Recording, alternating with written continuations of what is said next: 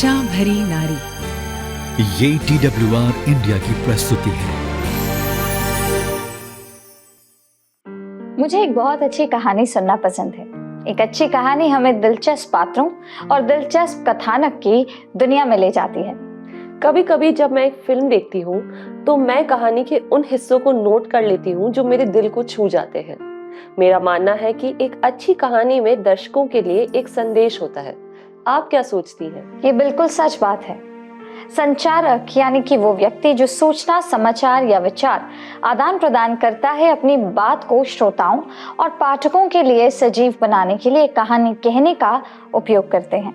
एक अच्छी कहानी के बाद मुझे ऐसा लगता है कि जैसे मुझे एक नई समझ या ताज़ा प्रेरणा मिली है। एक अच्छी कहानी हमारे साथ जुड़ी रहती है। हम इसे वर्षों बाद भी याद रख सकते हैं। शायद सभी विवरण नहीं, लेकिन कम से कम मुख्य कथानक। बिल्कुल। यीशु भी एक कुशल कहानीकार थे और उन्होंने अपना संदेश सिखाने के तरीकों में से एक दृष्टांतों का तरीका प्रयोग किया था। बस इसके बारे में सोचो। यीशु केवल तथ्य ही कह सकते थे, लेकिन उन्होंने ऐसा नहीं किया। इसके बजाय उन्होंने सत्य को एक कहानी से जोड़ना चुना। जी हाँ, यीशु ने 30 से अधिक दृष्टांत सुनाए। क्या ये प्रभावशाली नहीं लगता आपको? लोगों को उन्हें सुनना बहुत पसंद आया होगा, शायद इसलिए हर जगह भारी भीड़ उनके पीछे पीछे हो जाती थी। तो अब बताइए कि ये दृष्टांत क्या है और यीशु ने इसका उपयोग क्यों किया? नतानिया, आप बताएं। पहली नजर में दृष्टांत एक बहुत ही छोटी सरल कहानी जैसा लगता है, लेकिन इसका एक गहरा अर्थ है जो एक सच्चाई की ओर इशारा करता है। जी हाँ, यीशु द्वारा साझा किए गए दृष्टांत आज भी हमारे जीवन में उपयुक्त हैं। वे हमारे दृष्टिकोण को चुनौती देते रहते हैं, हमें करुणा और अनुग्रह के साथ जीने के लिए प्रेरित करते हैं और हमें परमेश्वर के राज्य के अनंत सत्य की याद दिलाते हैं। यीशु हमें अधिक गहराई से देखने की चुनौती देते हैं। वो हमें दूसरों के प्रति प्रेम, दया और क्षमा दिखाने के लिए प्रोत्साहित करते हैं। और यहाँ याद रखने वाली सबसे महत्वपूर्ण बात यह है कि यीशु ने रोजमर्रा की चीजों, परिचित चीजों, ऐसी चीजों के बारे में बात की थी जिसे हर कोई समझ सकता था और पहचान सकता था। और यही कारण है कि दृष्टांत आज भी किसी भी उपदेश से ज्यादा अर्थपूर्ण है।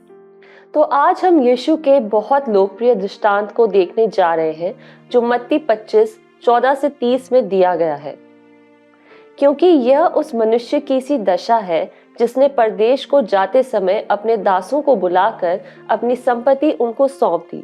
उसने एक को 5 तोड़े, दूसरे को 2 और तीसरे को 1, अर्थात हर एक को उसकी सामर्थ्य के अनुसार दिया और तब परदेश चला गया।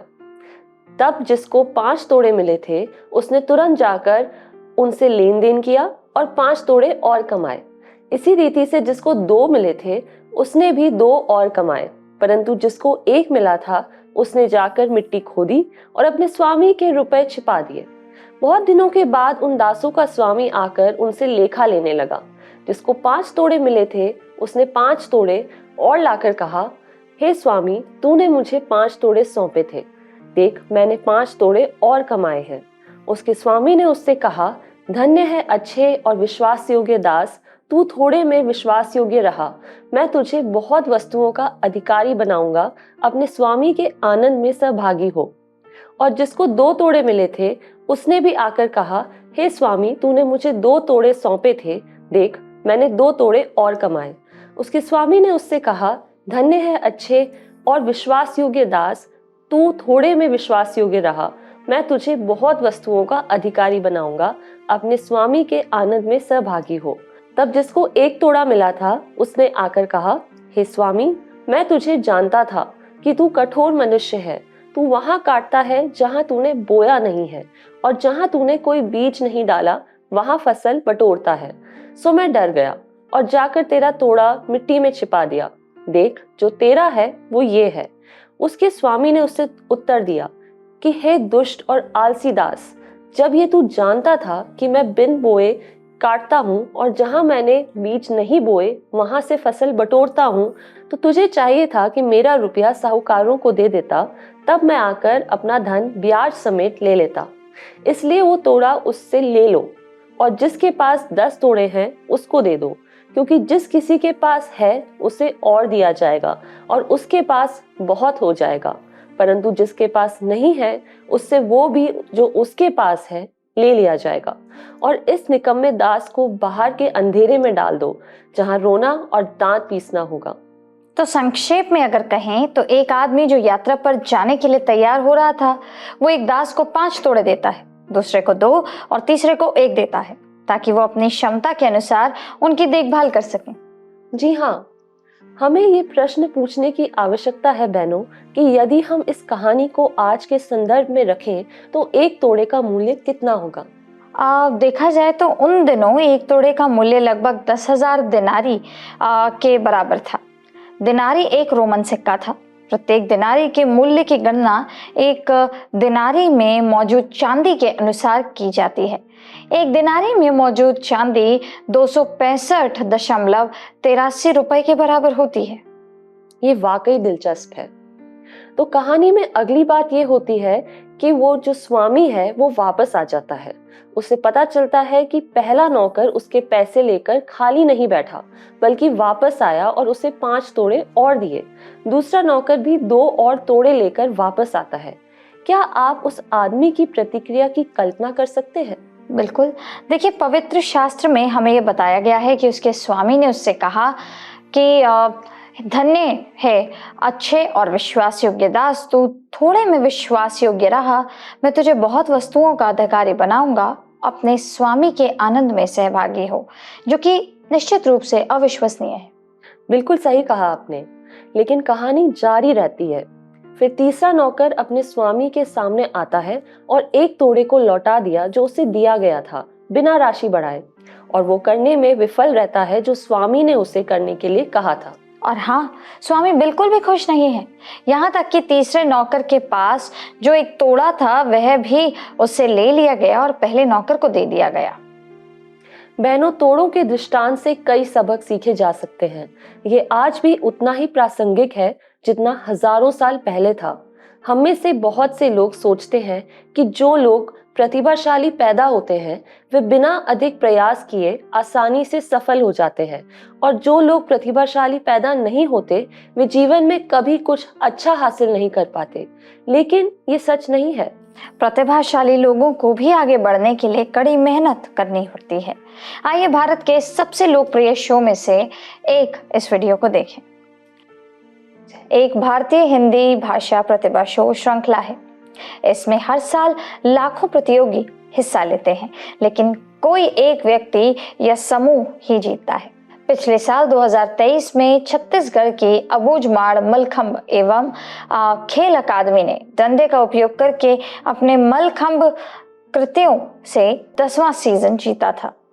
मलखंब एक प्राचीन भारतीय मार्शल आर्ट है और इसे आज के खेल जगत में अपना स्थान हासिल करने के लिए लड़ने वाले पारंपरिक खेल के रूप में भी मान्यता दी गई है। मलखंब 2 शब्दों से बना है, मल जिसका अर्थ है पहलवान और खंब जिसका अर्थ है खंबा।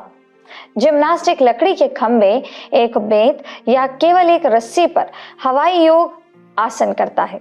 छत्तीसगढ़ की अबूझमाड़ मलखंब खेल अकादमी ने प्रतिष्ठित ट्रॉफी जीती और 20 लाख रुपए की पुरस्कार राशि को भी अपने नाम किया। वे आज जहां हैं वहां पहुंचने के लिए पूरे समूह ने बेहद मेहनत की, लेकिन 2-3 दिनों में इतने कठिन कार्य तैयार करना लगभग असंभव था। लेकिन उन्होंने ऐसा कर दिखाया। पूरी टीम ने जो कड़ी मेहनत की उससे उन्हें उस शो को जीतने में बहुत मदद मिली। सबसे पहले और सबसे महत्वपूर्ण तोड़ों का दृष्टांत हमें सिखाता है कि हमें इस धरती पर काम करने के लिए भेजा गया है। परमेश्वर उन लोगों को पुरस्कृत करता है जो अपने जीवन और अपने समुदाय के लोगों के जीवन को बेहतर बनाने के लिए काफी प्रयास करते हैं। वो हमें अपनी प्रतिभा को छिपाकर बैठ जाने का आदेश नहीं देता है, बल्कि हमें आदेश दिया गया है कि दुनिया को एक बेहतर जगह बनाने के लिए हमारे पास जो कुछ भी है उसका उपयोग करें। तोड़ों के दृष्टांत में सेवकों को अपने तोड़ों का सर्वोत्तम उपयोग करने के लिए कहा गया था। तीसरा नौकर जिसे सिर्फ 1 तोड़ा मिला था, अपने दोस्तों की तरह अपनी संपत्ति दोगुनी कर सकता था। हाँ, उसके पास अन्य नौकरों से कम होता, लेकिन लंबे समय में उसने अधिक मुनाफा कमाया होता। बदले में उसे अपने स्वामी का आभार प्राप्त होता। पहले और दूसरे सेवकों को असमान तोड़े मिले। एक को 5 तोड़े और दूसरे को 2 तोड़े। दूसरे सेवक को केवल 2 तोड़े मिले, परंतु उसने उन सब का उपयोग कर लिया। उन्होंने अपनी संपत्ति 2 गुनी कर ली और शुरुआती 5 तोड़े वाले नौकर की तरह ही उनकी प्रशंसा की गई। लेकिन प्रत्येक सेवक का काम दूसरों से अपने तोड़े की तुलना करना नहीं था, बल्कि उसके लिए आभारी होना और जो कुछ उन्हें मिला उसका अधिकतम लाभ उठाना था। वाणी, आप जानते हैं, कभी कभी हमें जो मिला है उसे छिपाना हमें इस दुनिया में जीने का सबसे अच्छा तरीका लगता है। हम सभी कभी कभी तीसरे सेवक की तरह होते हैं। हम हमें मिलने वाले अवसरों को नहीं पहचानते और हम उनका अधिकतम लाभ नहीं उठाते। जी हाँ, हमें याद रखना होगा, यदि ठीक से संभाला जाए तो छोटी छोटी आशीषें भी एक बहुत बड़ा अंतर ला सकते हैं। जब मैंने ये कहानी पढ़ी तो एक वाक्यांश जिसने वास्तव में मेरा ध्यान खींचा वो है, प्रत्येक को उसकी अपनी क्षमता के अनुसार। ये हमें सरल प्रश्न पूछने के लिए प्रेरित करता है। परमेश्वर ने हमें क्या करने के लिए दिया है? उनके राज्य में हमारी भूमिका और अपेक्षा क्या है? ये सचमुच बहुत दिलचस्प विचार है।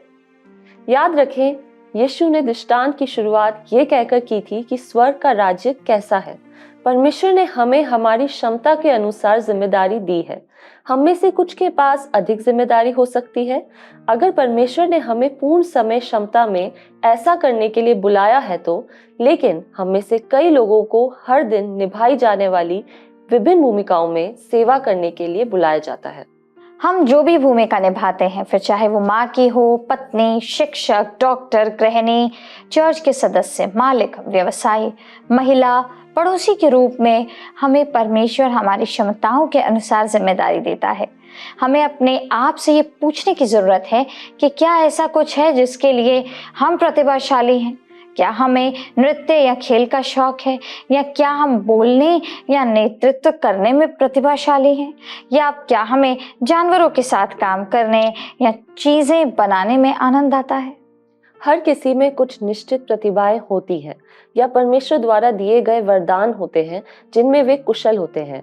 उदाहरण के लिए, कुछ लोग जो मेहमानों का सम्मान करते हैं और जिनको समझना संभव है और जो जानते हैं कि लोगों को कैसे सहज महसूस कराना है। कुछ व्यक्ति प्रतिभाशाली व्यवसायी, शिक्षक, संगीतकार या माता पिता होते हैं। जी हाँ, हमारे वरदानों का उपयोग परमेश्वर की महिमा के लिए किया जा सकता है।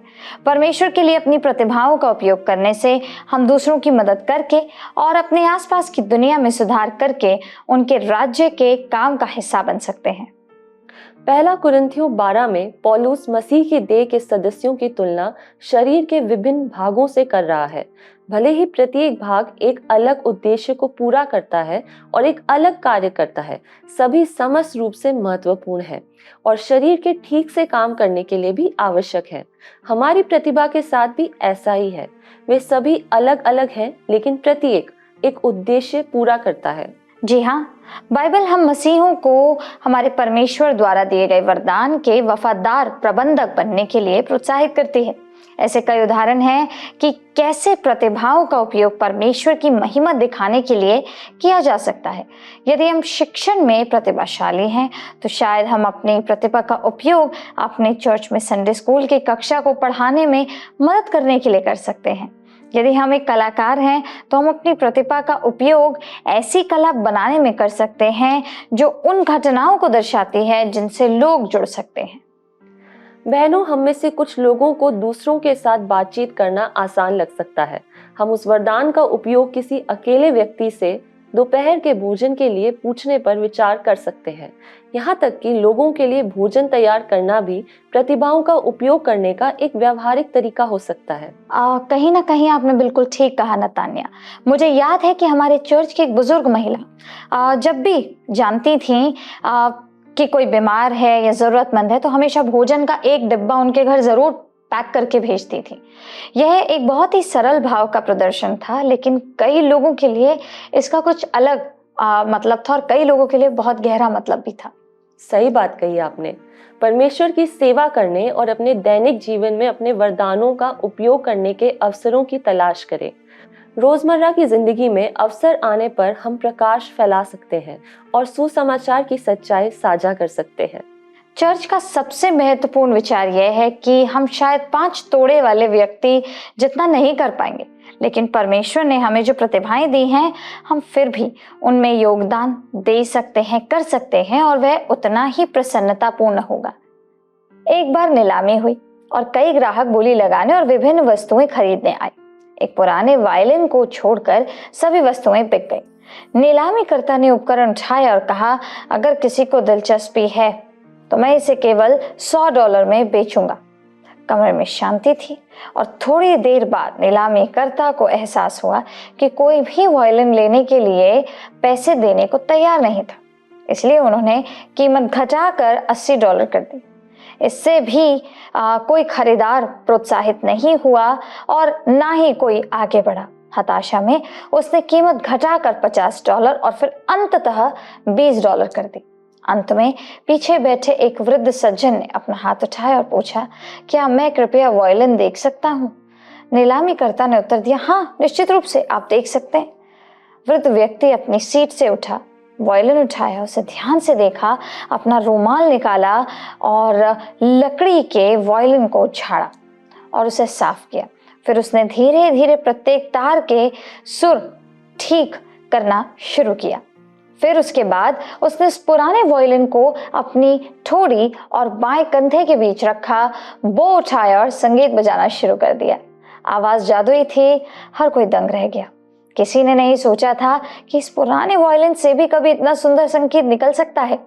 जब उस बूढ़े आदमी का काम खत्म हो गया तो नीलामीकर्ता ने वायलिन पकड़ा और पूछा, क्या कोई इसे खरीदना चाहता है? अचानक हर कोई इसे खरीदना चाहता था और जल्दी वायलिन $10,000 में बिक गया। किसी ऐसी चीज से जो कोई नहीं चाहता, नीलामी की सबसे महत्वपूर्ण वस्तु में बदलने के लिए वायलिन को केवल 15 मिनट, जी हाँ महज 15 मिनट लगे।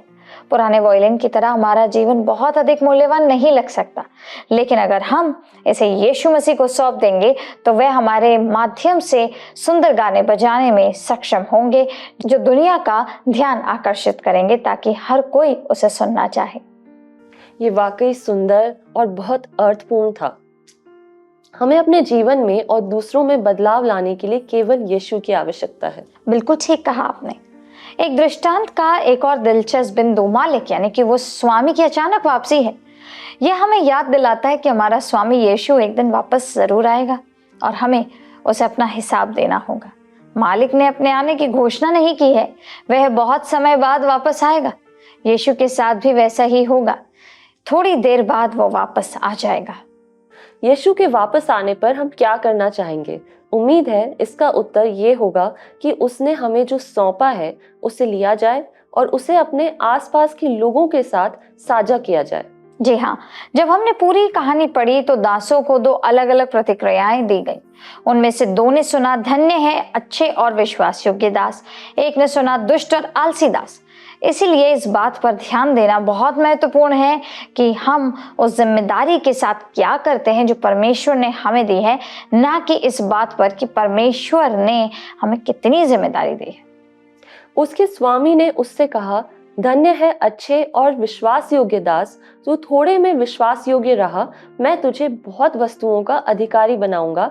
अपने स्वामी के आनंद में सहभागी हो, जैसा कि मत्ती 25 उसके 23 में लिखा है। जी हाँ, कल्पना करके देखिए दर्शकों कि आपको एक संपत्ति विरासत में मिली और फिर उस पैसे को मकान के पीछे के आंगन में दबा दिया गया। हम इसे खर्च करने में गलती नहीं करना चाहते, इसलिए इसे छुपाते हैं। हम में से अधिकांश सहमत होंगे कि इस प्रकार की सोच मूर्खतापूर्ण है। हम पैसे खर्च करेंगे या तो इसे अच्छे उपयोग में लाएंगे या सिर्फ अपनी खुशी के लिए करेंगे। परमेश्वर ने हमें जो आत्मिक वरदान या प्रतिभाएं दी है वे बहुमूल्य है। फिर भी बैंक की तिजोरी में रखी सोने की ईंट की तरह जब तक उनका उपयोग नहीं किया जाता तब तक उनका कोई फायदा नहीं होता। प्रत्येक विश्वासी को मसीह को प्राप्त करने के बाद आत्मिक वरदान या प्रतिभाएं प्राप्त होती है। इन वरदानों का उद्देश्य मसीह की देह का निर्माण करना है। जी हाँ, जब हमारे आत्मिक वरदानों की बात आती है तो हम में से कई लोग अभी भी उन्हें मकान के पीछे के आंगन में दबाए हुए हैं। हमें नहीं लगता कि हम अभी भी काफी अच्छे हैं या हम गलती करने से डरते हैं। लेकिन ध्यान दीजिए कि नौकर का मूल्यांकन इस आधार पर नहीं किया गया कि उसने कितना अच्छा काम किया, बस इस बात पर कि उसने अपनी प्रतिभा, अपने तोड़ों का उपयोग किया या नहीं किया। बिल्कुल, भले ही हमारे पास केवल एक प्रतिभा या तोड़ा हो, यह परमेश्वर के राज्य में एक बड़ा अंतर ला सकता है। और यह इस बात में भी अंतर ला सकता है कि जब परमेश्वर वापस आएगा तो हमसे क्या कहेगा। परमेश्वर की इच्छा अनुसार फल उत्पन्न करने के लिए परमेश्वर के वरदानों का उपयोग करने में असफल होना खतरनाक है। जी हाँ, परमेश्वर ने हमें जो वरदान, प्रतिभाएं, योग्यताएं, गुण या अवसर दिए हैं, वे हमें एक विशिष्ट उद्देश्य के लिए दिए गए हैं। दूसरा दास इस बात से बहुत दुखी नहीं हुआ कि उसे पहले वाले बराबर राशि या रकम नहीं मिली, बल्कि वह बाहर गया और जो कुछ उसके पास था, उससे जो कर सकता था, उसने किया। उस दास ने इस बात पर ध्यान केंद्रित किया कि वो क्या कर सकता है, परमेश्वर ने उसे क्या दिया है। हो सकता है बहनों कि हम किसी और की तरह अच्छे संचारक ना हो, या हो सकता है कि हम गणना, नेतृत्व, बोलने, लिखने आदि में उतने अच्छे ना हो। सूची बहुत लंबी है। परमेश्वर ने हमें जो चीजें दी हैं वे विशिष्ट और विशेष हैं, उस तरीके के अनुसार जिसमें वो चाहता है कि हम सभी राज्य को प्रभावित करें। वो हमें इस या उस व्यक्ति की तरह बनने के लिए नहीं कह रहा है, वो हमसे वो लेने के लिए कह रहा है जो हमें दिया गया है, और उसके राज्य और उसकी महिमा के निर्माण के लिए हम जो सबसे अच्छा कर सकते हैं वो हमें करना चाहिए। बिल्कुल सही। सबसे बढ़कर हमें उन कई वरदानों और प्रतिभाओं को बर्बाद नहीं करना चाहिए जो वो हमें देता है, क्योंकि उसका वचन हमें यह भी बताता है कि यदि हम थोड़े में भी वफादार रहेंगे तो अपनी इच्छा से, उस इच्छा के अनुसार हमें बहुत कुछ प्रदान करेगा।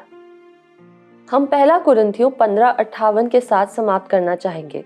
सो हे मेरे प्रियो, दृढ़ और अटल रहो और प्रभु के काम में सर्वदा बढ़ते जाओ, क्योंकि यह जानते हो कि तुम्हारा परिश्रम प्रभु में व्यर्थ नहीं है। आमीन। हम आशा भरी नारी में आप में से प्रत्येक को इस बात पर विचार करने के लिए आज प्रोत्साहित करते हैं कि परमेश्वर ने हमें क्या सौंपा है और क्या रखा है। विचार करके देखिए कि परमेश्वर हमसे क्या करने को कह रहे हैं। याद रखिए, हर कोई पूर्ण कार्य अवधि के लिए दास नहीं बनेगा। हम में से अधिकांश के पास केवल 2 प्रतिभाएं हैं या एक भी हो सकती है। परमेश्वर ने हमें जो कुछ भी करने का काम सौंपा है, आइए हम उस पर अपनी पूरी ताकत से काम करें।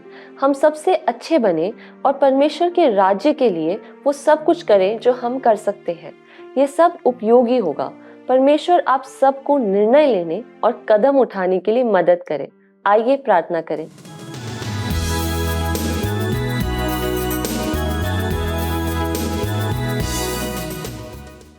आइए हम प्रार्थना करें। धन्यवाद पिता परमेश्वर, हम आपका धन्यवाद करते हैं प्यारे प्रभु। आपने अपने वचन से ये बताया कि आपने हर किसी को कोई ना कोई प्रतिभा, कोई ना कोई तोड़ा दिया है। हाँ पिता परमेश्वर, हम सब आपके लिए मूल्यवान हैं, हम सब आपके लिए बहुत ज़्यादा ज़रूरी हैं। इसलिए आपने हमारे जीवन में प्रतिभाएं दी हैं, तोड़े दिए हैं। किसी को 5, किसी को 10, किसी को शायद 1 ही दिया होगा। प्यारे प्रभु, ये बहुत ज़रूरी है हमारे लिए कि हम उन तोड़ों को एक बारी अपने जीवन में ढूंढ करके आपके कामों के लिए इस्तेमाल करने की परमेश्वर इस निष्ठावान कार्य में आगे बढ़ सकें। प्यारे प्रभु, हमें बताइए कि जो तोड़े या जो प्रतिभा आपने हमें दी है उसे किस तरीके से हम आपके राज्य को आगे बढ़ाने के लिए इस्तेमाल कर सकते हैं। हाँ प्रभु जी, अपने तोड़ों को मल्टीप्लाई करने के लिए, उनको पिता परमेश्वर कई गुना बढ़ाने के लिए हमें आपकी मदद और आपके मार्गदर्शन की ज़रूरत है। और पिता, उसके साथ साथ हमें इस बात की भी ज़रूरत है कि हम जितने भी तोड़े हमारे पास हैं, जो भी प्रतिभा हमारे पास है, उसके द्वारा केवल और केवल आपके राज्य, आपके आदर महिमा जलाल के लिए पिता कामों को करने के लिए उन तोड़ों का इस्तेमाल कर सके। हमारी मदद करिए, सहायता करिए, निगहबानी करिए, ताकि जो आपने हमें दिया है हम पिता उसको सही तरीके से उपयोग करके आपकी नज़र में आपके समक्ष पिता परमेश्वर अच्छे दास कहलाने की उस बात को प्राप्त कर सके, उस आशीष को प्राप्त कर सके। पिता हम भी उस अच्छे दास की सूची में अपने आप को देखना चाहते हैं। और पिता जितनी भी महिलाएं, जितने भी लोगों ने आज इस वचन को सुना है या इस परमेश्वर आयत से परमेश्वर आज आशीषित हुए हैं, आपके वचन से आशीषित हुए हैं, हम उन सब के लिए दुआ करते हैं, उन सब के लिए प्रार्थना करते हैं। पिता परमेश्वर उन सबके जीवन की प्रतिभाओं को आप तराशिए और उनको इस्तेमाल करवाइए, ताकि वो आपके धर्म और राज्य की खोज करते हुए अपनी प्रतिभाओं के द्वारा आपके नाम को ऊंचा कर सकें। एक बार फिर से पिता इस वचन के लिए धन्यवाद करते हुए आज की प्रार्थना को यीशु के नाम से मांगते हैं, आमीन।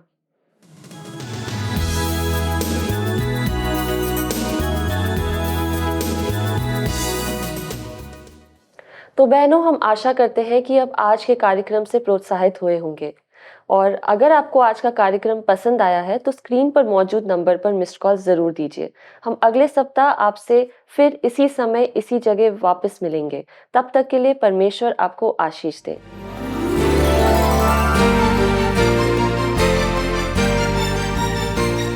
आशा भरी नारी, ये TWR इंडिया की प्रस्तुति है।